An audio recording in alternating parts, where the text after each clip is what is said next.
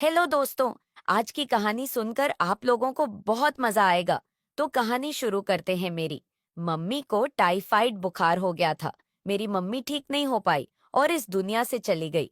और हमारी जिंदगी में बहुत कठिनाई आई। मैं अपने मम्मी पापा की इकलौती बेटी थी। हमारा नाम शालू है। मेरी उम्र 19 साल है।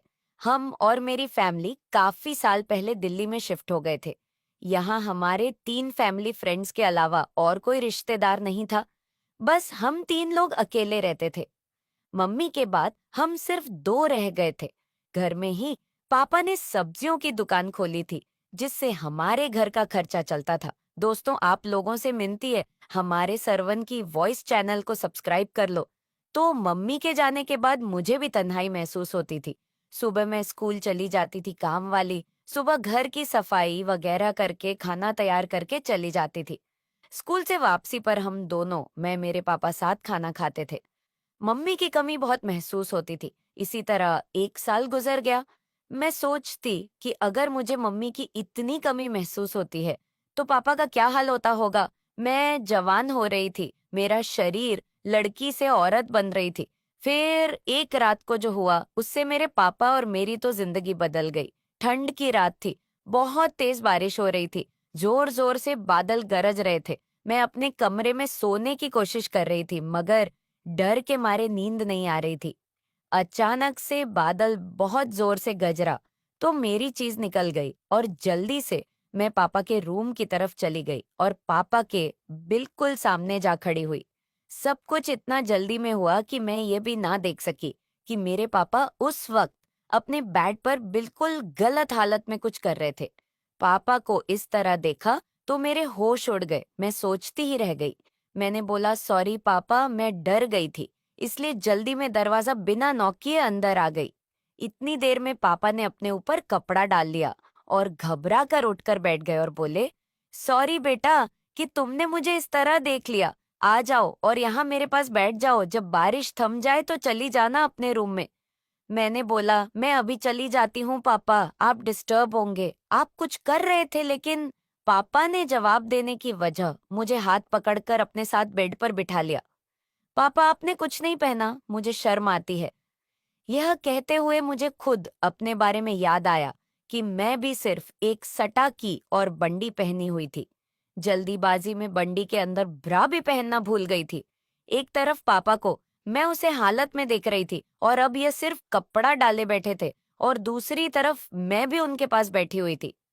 मेरी मेरी हालत खराब हो रही थी। मुझे उस रात पापा के पास बैठकर पहली दफ एहसास हुआ कि मैंने इतनी बड़ी होकर भी अभी तक कुछ नहीं किया था। एकदम कुंवारी थी।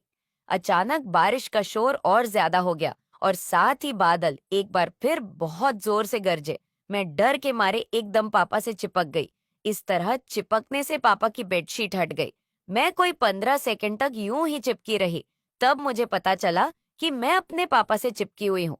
मैंने घबरा कर पापा से अलग होने की कोशिश की, तो पापा ने मेरी कमर से खींचकर मुझे मजबूती से अपने साथ जकड़ लिया और बोले, जानू ऐसे ही बैठी रहो। पापा से लिपटी हुई मेरा सर पापा के सीने पर था।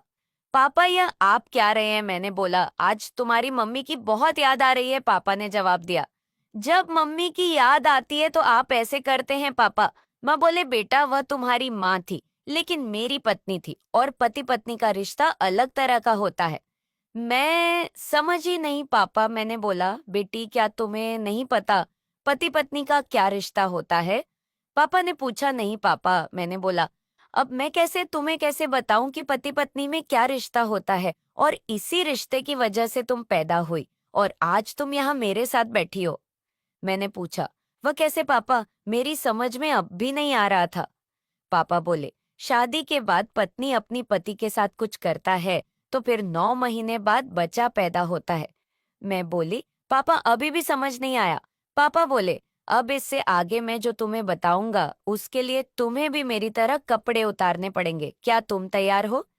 मैं पापा की बात सुनकर पूरी तरह शर्मा गई और कुछ न बोल पाई।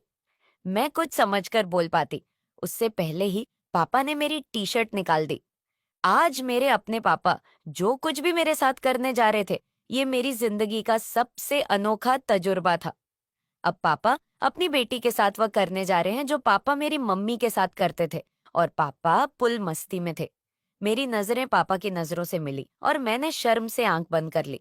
आज मैं अपने ही पापा से यह सब करवा रही हूँ। हम दोनों बाप बेटी कुछ देर तक लिपटे रहे। फिर पापा ने मुझे रात भर प्यार किया। कुंवारी होने की वजह से पहले मुझे बहुत दर्द हुआ।